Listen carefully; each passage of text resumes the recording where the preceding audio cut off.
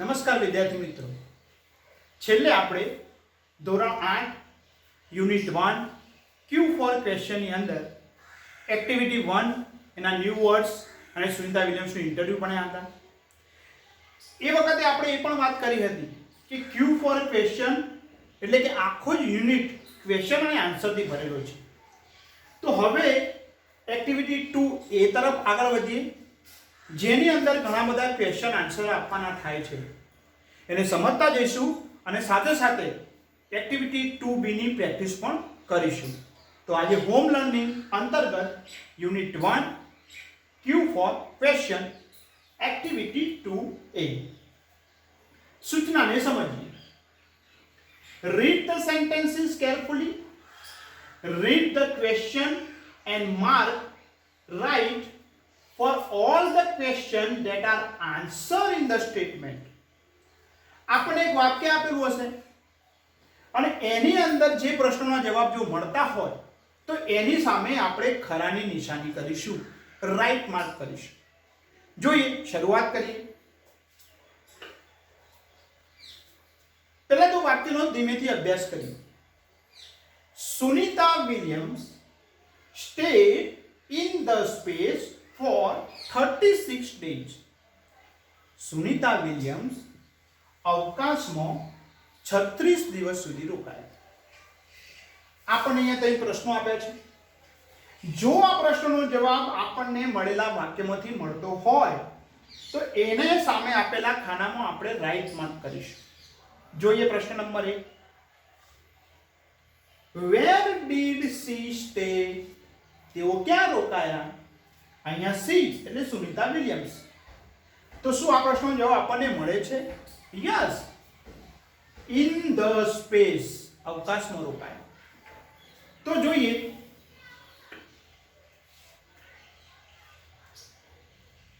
In the space જો મળતો હોય તો અહીંયા આપણે રાઈટ આન્સર કરીશું. Who stayed in the space? કોણ અવકાશમાં રોકાયું? વિચારો. યસ, જવાબ મળે છે Sunita Williams. Right answer is Sunita Williams. For how many days did she stay in the space? તેઓ સ્પેસમાં કેટલા દિવસ રોકાયા? How many days? The right answer is for 36 days. એનો મતલબ કે આ ત્રણે ત્રણ પ્રશ્નોના જવાબ આપણને આ વાક્યમાંથી મળી રહે છે.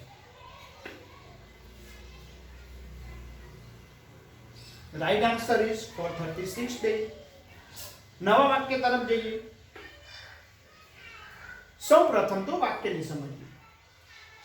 The theater was first developed in Greece as a part of religious week. વાક્યની અંદર કેટલાક નવા શબ્દો છે, વાક્યને સમજીએ.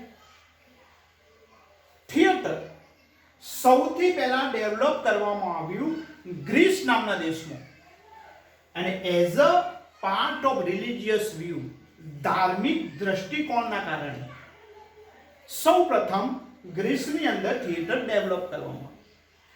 વાક્ય સમજાય તો પ્રશ્નના જવાબો પણ આમાંથી આપણને આવડી જાય. જોઈએ પ્રશ્ન શું છે. What was developed in the Greece? What એટલે શું? ગ્રીસમાં શું ડેવલપ કરવામાં આવ્યું? જવાબને શોધવાનો પ્રયત્ન કરો. The right answer is theater. જોઈએ. યસ, અહીંયા આપણને જવાબ મળે છે તેથી રાઈટ માર્ક કરીશું. Why એટલે શા માટે? Why was the theater developed? Theatre શા માટે ડેવલપ કરવામાં આવ્યું? વાક્યના અભ્યાસ કરતા આપણને ખબર પડે છે કે as a part of religious view, ધાર્મિક દ્રષ્ટિકોણ માટે થિયેટરને ડેવલપ કરવામાં આવ્યું. યસ, આપણને જવાબ મળી રહે છે.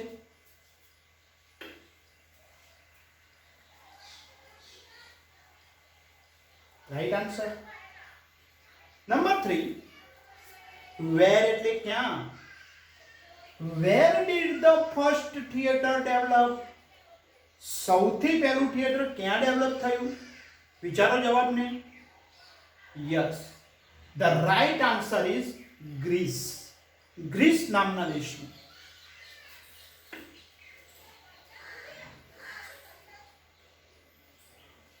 તો અહીંયા પણ વાક્યના આવતા ત્રણે ત્રણ પ્રશ્નોના જવાબ આપણને મળી રહે છે. આગળ વધીએ. ફરીથી વાક્યને સમજીએ. The first newspaper advertisement appeared on the back page of a London newspaper in 1625. સૌથી પહેલી ન્યૂઝપેપર એડવર્ટાઇઝમેન્ટ લંડન ન્યૂઝપેપરના પાછળના પેજ ઉપર દેખાઈ. ક્યારે? ઈસવીસન 1625. આ આપણે વાક્યને સમજ્યા. હવે આપણે આ ત્રણ પ્રશ્નોનો જવાબ આમાંથી મેળવવાનો પ્રયત્ન કરીએ. વેન એટલે ક્યારે. જ્યારે વેન થી પ્રશ્ન પૂછાય ત્યારે વાક્યની અંદર આપણે સમયને શોધીશું. When did the first news advertisement appear? ક્યારે દેખાઈ? The right answer is 1625.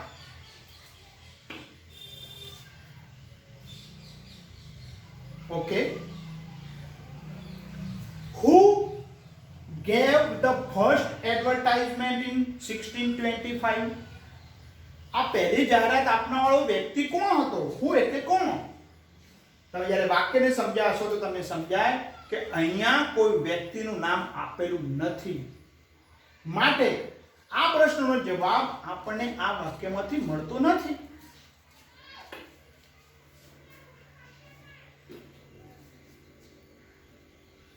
ત્રીજું વાક્ય સમજીએ. Where did advertisement appear in the London newspaper? એ ન્યૂઝપેપરની અંદરની જાહેરાત કઈ બાજુ દેખાઈ? વેર એટલે ક્યાં? યસ, આપણને જવાબ મળે છે on the back page of London newspaper. શોધી.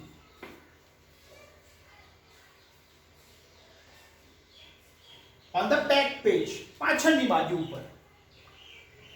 નવા વાક્ય તરફ જઈએ. ટૂંકું અને સહેલું વાક્ય છે. હવે તો કદાચ તમને આવડી પણ જશે. Kiran Bedi is the first woman IPS officer of India. ભારતના પહેલા મહિલા IPS ઓફિસર કિરણ બેદી છે. ત્રણ પ્રશ્નોને સમજીએ. Who is the first IPS officer of India? Who એટલે કોણ? સો વાક્યમાંથી આપણને જવાબ મળી રહ્યા છે. Yes, the right answer is Kiran Bedi.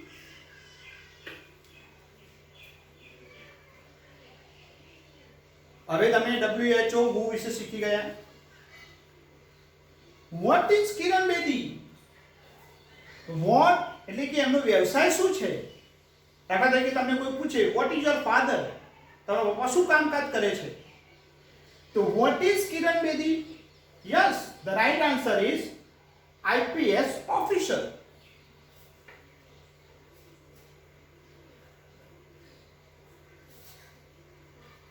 માટે આ પ્રશ્નનો જવાબ પણ મળી રહે છે. છેલ્લા પ્રશ્નને સમજીએ. When was Kiran Bedi selected as an IPS officer?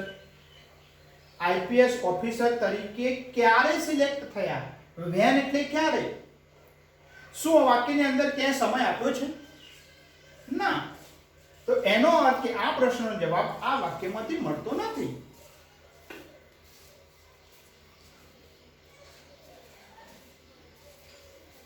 There is no answer in a sentence. Next જઈએ. ફરીથી એક સહેલું વાક્ય.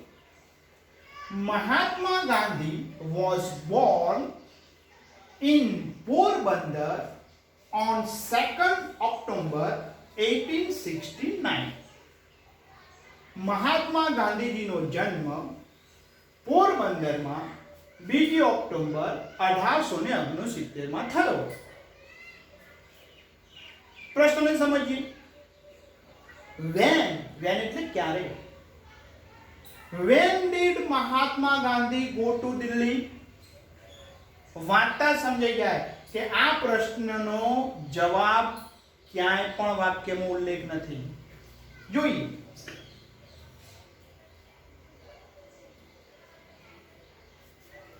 તો આ પ્રશ્ન સુસંગત નથી. બી જોઈએ. where was Mahatma Gandhi born? where એટલે ક્યાં? શું તમને અહીંયા કોઈ સ્થળ જોવા મળે છે? યસ, તમે સમજી ગયા. Porbandar is the right answer.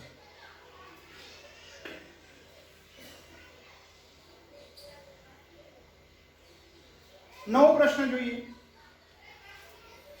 What is the birth date of Mahatma Gandhi? મહાત્મા ગાંધીજીની જન્મ તારીખ કઈ છે? ફરીથી તમે વાક્યને વાંચો તો સમજાય. 2nd October 1869 is the right answer.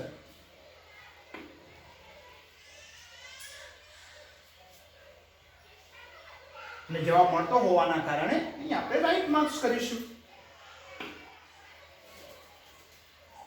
હવે આપણે કંઈક એવા પ્રશ્નોને બનાવતા શીખીએ કે આપણને વાક્ય આપેલું હોય અને આપણે એના ઉપરથી પ્રશ્નોને ક્રિએટ કરતા શીખીએ. બસ આ જ એક્ટિવિટીના એક ભાગ તરીકે આપણે આગળ વધીશું.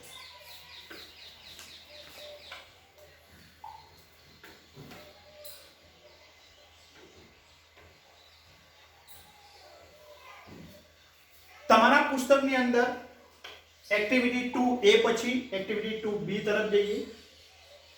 ફ્રેમ ક્વેશ્ચન, જો અહીંયા સૂચના પણ બદલાઈ ગઈ. To the underlined words as an answer. આપણે એવા પ્રશ્નો બનાવવાના છે કે જેથી કરીને વાક્યની અંદર જે શબ્દો નીચે અંડરલાઇન એટલે કે લીટી કરેલી છે એ જવાબ તરીકે મળી આવે. સૌથી પહેલા તો આપણે એક સરસ મજાનું ઉદાહરણ સમજીએ તો આપણને આખી એક્ટિવિટી ઝડપથી આવડી જાય. Sunita graduated from the Florida Institute of Technology. Sunita Williams Florida Institute of Technology માંથી ગ્રેજ્યુએટ થયા. જોઈએ આ જે શબ્દો આપેલા છે આપણે જેને નીચે અંડરલાઈન કરી છે, શું એના જવાબો મળી રહે છે? પ્રશ્ન 1. Who graduated from the Florida Institute of Technology? આ ફ્લોરિડા ઇન્સ્ટિટ્યૂટ ઓફ ટેકનોલોજી માંથી કોણ ગ્રેજ્યુએટ થયું? Yes, the right answer is Sunita Williams. Second question. Where did Sunita graduate? Where એટલે ક્યાં, કઈ જગ્યાએથી પોતે સ્નાતક થયા? The right answer is Florida Institute of Technology. મેં તમને કહ્યું હતું કે આખો યુનિટ ક્વેશ્ચન અને આન્સરથી ભરેલો છે. જોઈએ હવે આપણને કેટલાક વાક્ય આપેલા છે. આજે આપણે પ્રશ્નો બનાવતા શીખીશું.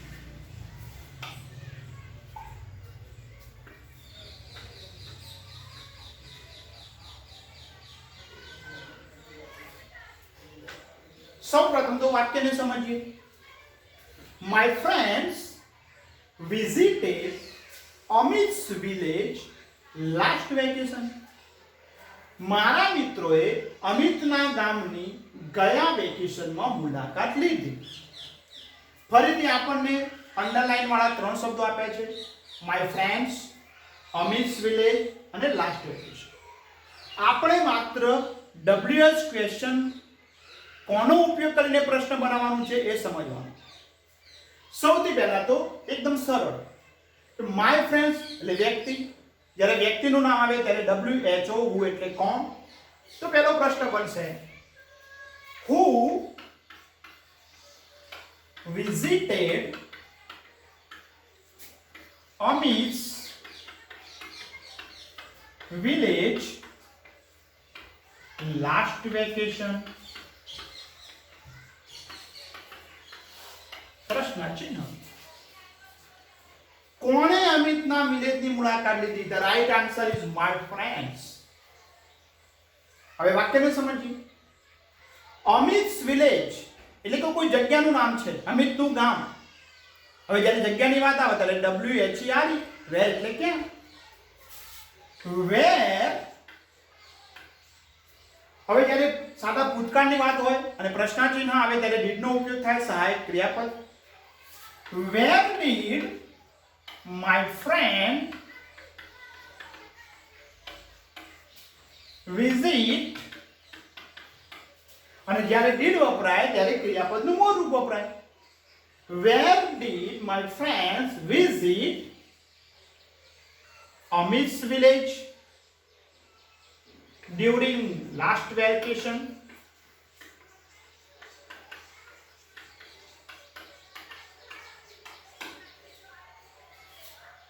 ગયા વેકેશનમાં મારા મિત્રોએ ક્યાંની મુલાકાત લીધી? The right answer is Amit's village. હવે એ ત્રીજો શબ્દ આપ્યો છે લાસ્ટ વેકેશન, એટલે કે સમયની વાત, ગયું વેકેશન. જ્યારે સમયની વાત આવે ત્યારે WHEN, when એટલે ક્યારે. પ્રશ્ન બનશે when did my friends ની જગ્યાએ આપણે they પણ વાપરી શકીએ. When did they visit Amit's village?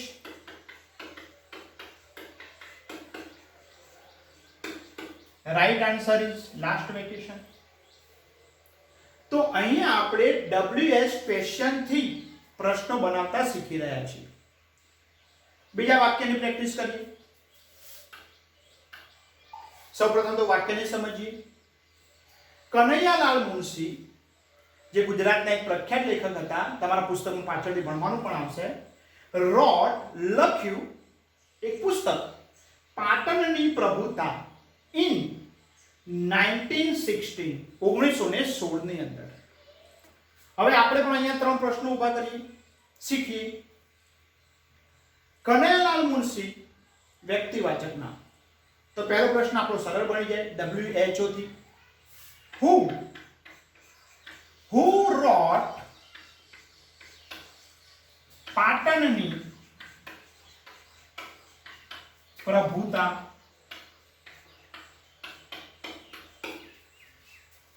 પાટણની પ્રભુતા પુસ્તક કોણે લખ્યું? Yes, the right answer is Kanaiyalal Munshi. બીજો પ્રશ્ન, પુસ્તક લખ્યું તો શું લખ્યું? What did, સહાયક ક્રિયાપદ did નો ઉપયોગ કરીશું. What did કનૈયાલાલ મુનશી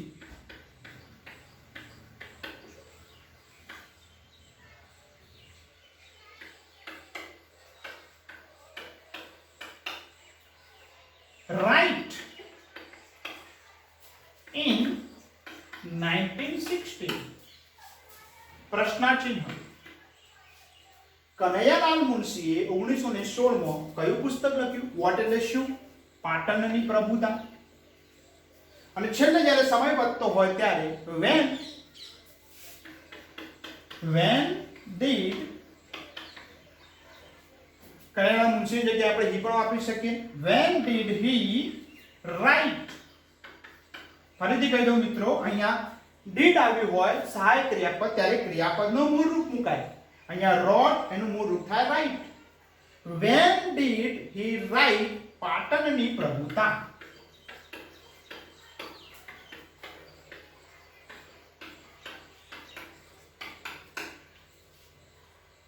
અહીંયા પણ આપણું બીજું વાક્ય પૂરું થાય છે. ત્રીજા વાક્ય તરફ જઈએ. Number 3, the first newspaper. કદાચ આની પ્રેક્ટિસ આપણે કરી ચૂક્યા છીએ.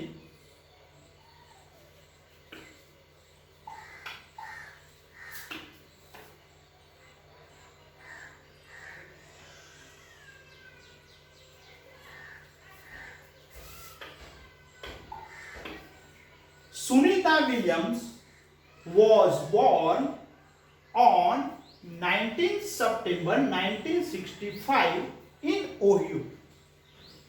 આ વાક્ય આપણે સુનિતા વિલિયમ્સના ઇન્ટરવ્યુમાં પણ ભણ્યા હતા. પ્રશ્નની જો વાત કરીએ તો સુનિતા વિલિયમ વ્યક્તિવાચક નામ અથવા વ્યક્તિ. તો WHO who એટલે કોણ? Who was born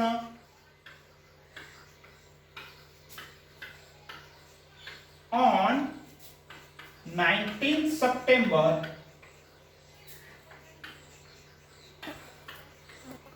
1965.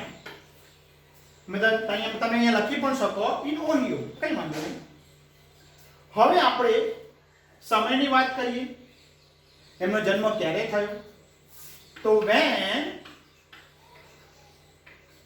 was Sunita born? Sunita વિલિયમ્સનો જન્મ ક્યારે થયો? 19 સપ્ટેમ્બર 1965. હવે છેલ્લો પ્રશ્ન.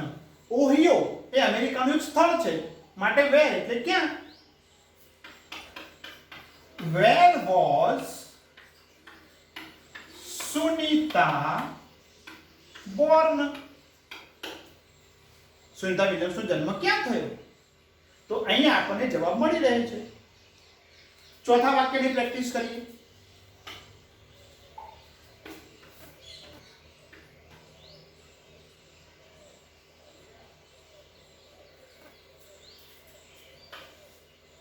Munna made mango juice in the morning. મુન્નાએ કેરીનો રસ સવારે બનાવ્યો. મેડ એટલે બનાવ્યું. તમે મેડ શબ્દ પણ ક્યાંક સાંભળ્યો હશે, મેડ ઇન ઇન્ડિયા. તો પહેલા તો મુન્ના એ વ્યક્તિવાચક નામ હોવાના કારણે WHO who made mango juice in the morning.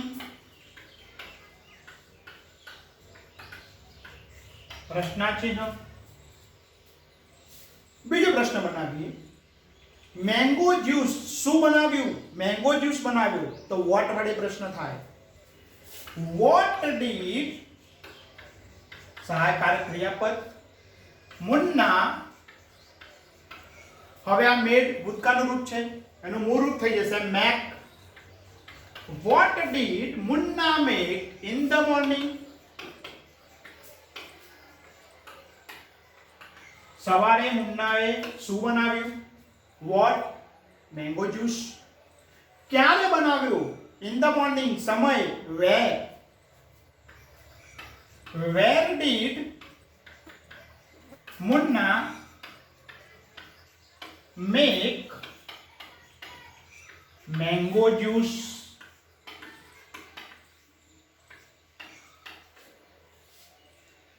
તો અહીંયા પણ આપણે વાક્યના આધારે વાક્ય બનાવતા શીખ્યા, પ્રશ્નો પણ બનાવ્યા. હવે પ્રશ્ન છેલ્લા 5મા નંબરની વાત. તો આ પ્રશ્નનો જવાબ તમારે જાતે બનાવવાનો છે. પ્રશ્નો પણ બનાવવાના છે, વાક્યને પણ સમજવાનું છે. આશા રાખું છું કે આજે એક્ટિવિટી 1 અને 2 માં દરેકે દરેક વાત તમને સમજાઈ હશે. મળીશું નવા હોમ લર્નિંગના પીરિયડમાં. અસ્તુ. જય હિન્દ.